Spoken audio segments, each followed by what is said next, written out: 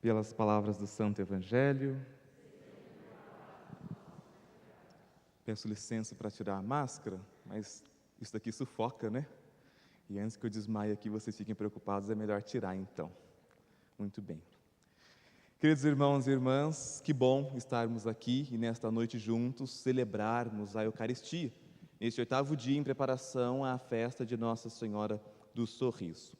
E sempre que nós temos a alegria de nos reunirmos enquanto comunidade para celebrar, seja um tríduo, uma novena, nós temos uma oportunidade de fazer quase que como um retiro espiritual, né? Nos retirarmos daquele ritmo diário para nos colocar num ritmo mais intenso de oração e olhar um pouco mais de fora a nossa realidade, sempre à luz da vida, do padroeiro, do santo, e neste caso o que deve nos iluminar é Nossa Senhora do Sorriso, esta devoção pessoal de Santa Teresinha. E o que ela tem a nos ensinar? O que nós podemos aprender com Nossa Senhora do Sorriso? Antes de chegarmos a isso, eu os convido a olhar aquilo que a liturgia de hoje nos apresentou, de modo específico a primeira leitura. Na primeira leitura nós temos Paulo e Silas sendo levados à prisão. De modo muito ingênuo, alguém pode pensar, mas que crime será que eles cometeram para estar sendo presos? O Evangelho, a leitura, na verdade, de hoje, do Atos dos Apóstolos, não nos fala de nenhum crime. Apenas começa com esses dois sendo levados à prisão. Mas se nós pegarmos o capítulo 16 do livro dos Atos dos Apóstolos e voltarmos alguns versículos, nós vamos perceber que o motivo da prisão de Paulo e Silas é justamente o bem que eles fizeram. Eles estavam numa região pregando, anunciando, e então nesta região tinha uma mulher escrava e possuída por um espírito de adivinhação. Esta mulher os encontrou e começou a andar atrás deles gritando: esses são os filhos do Deus Altíssimo, eles vieram nos libertar. Um dia, Paulo, irritado, então parou e expulsou: saia desta mulher, expulsou o espírito. E então ela foi liberta do espírito de adivinhação e liberta também das mãos dos seus patrões, pois ela era escrava. E aquilo revoltou todo aquele povo, principalmente os patrões daquela mulher, que começaram a acusar Paulo e Silas de estar tumultuando, subvertendo a ordem da sociedade. Mas eles tinham feito um bem.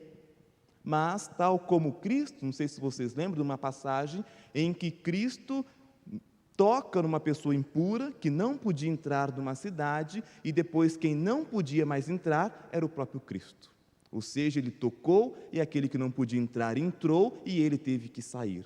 Da mesma forma, Paulo e Silas, livres, tocou nesta mulher escrava e prisioneira e eles foram presos.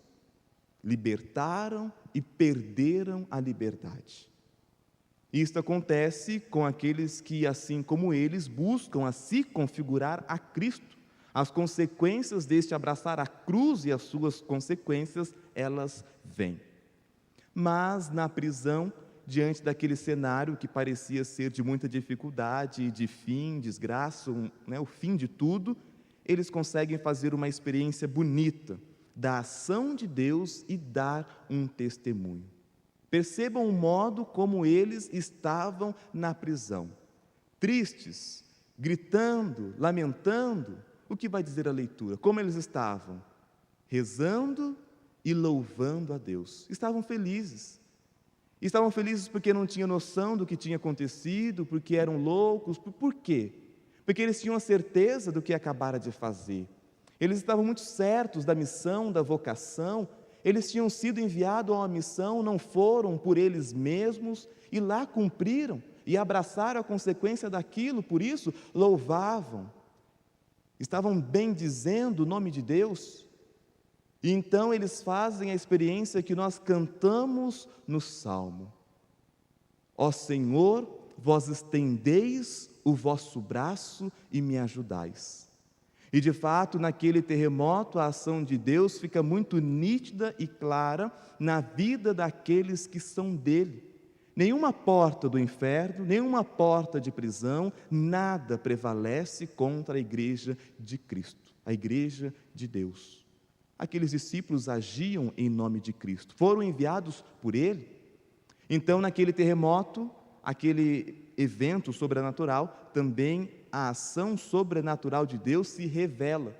E aqueles homens, então, são libertos. Não fogem e ainda ajudam um prisioneiro a compreender, um carcereiro, a compreender toda a situação. Aquele carcereiro, então, percebe que aquilo não era algo normal. Era uma ação de Deus que libertava aqueles que eram dele. Então ele também se converte. E no final o texto vai dizer: eles alegres porque acreditaram em Deus. Ou seja, eles estavam alegres, ficaram felizes porque tinham acreditado em Deus. A alegria, ela é fundamental na vida do cristão.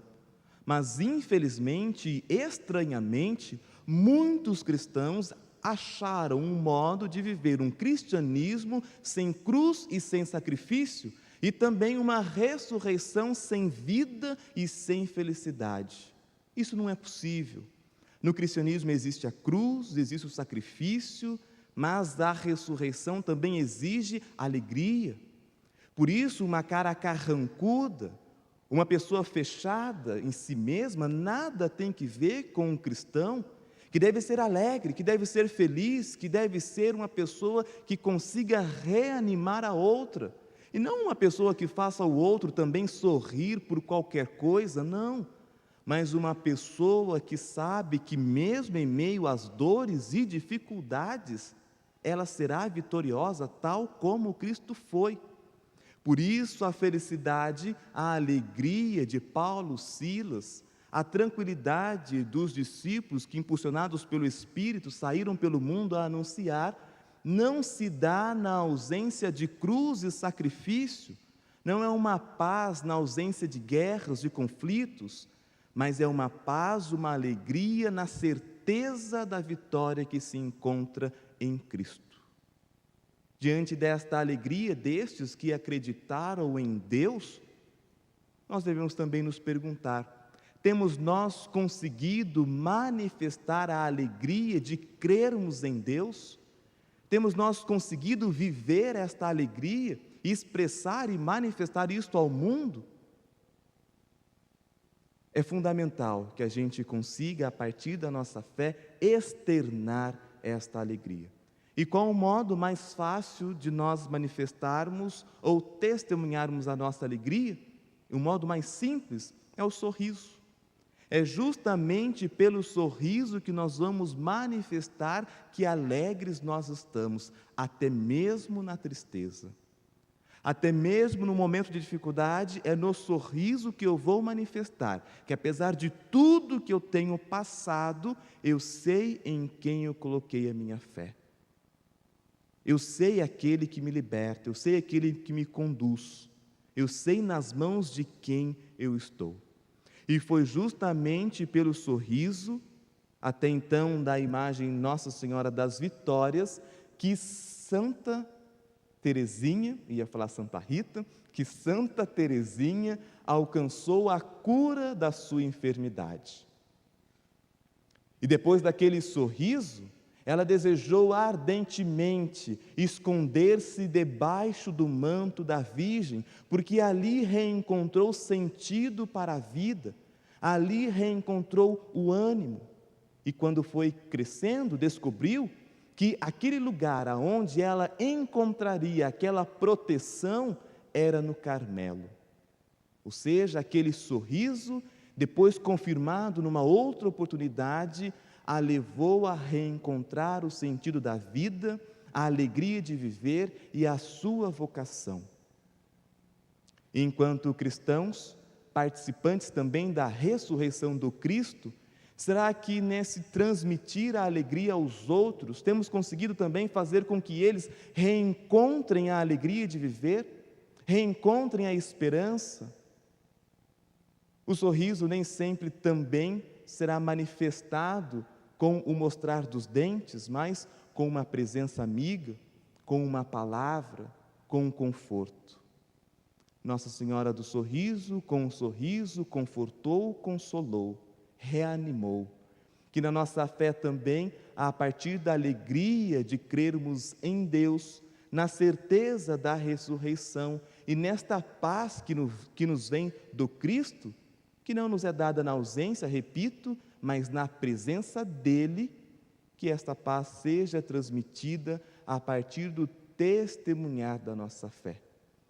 Que assim como Deus agiu na vida destes discípulos, assim como Nossa Senhora do Sorriso agiu na vida de Santa Teresinha, que a gente também consiga, a partir do impulsionar do próprio Deus, agir na vida daqueles que não têm conseguido reencontrar a alegria de viver, o sentido de estar aqui, não têm percebido perspectiva nesses tempos tão difíceis.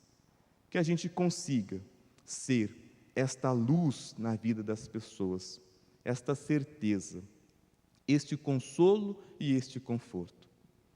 Que nós, tendo a fé firme de Paulo e Silas, ou então nos encontrando numa enfermidade como Santa Teresinha, saibamos sempre da presença de Deus e consigamos também, com a nossa presença, levá-lo àqueles que mais precisam. Que Nossa Senhora do Sorriso, que sorriu para Santa Teresinha e sorri constantemente para nós, também nos faça sorrir para o outro, levar a paz, levar o Cristo, levar a ressurreição.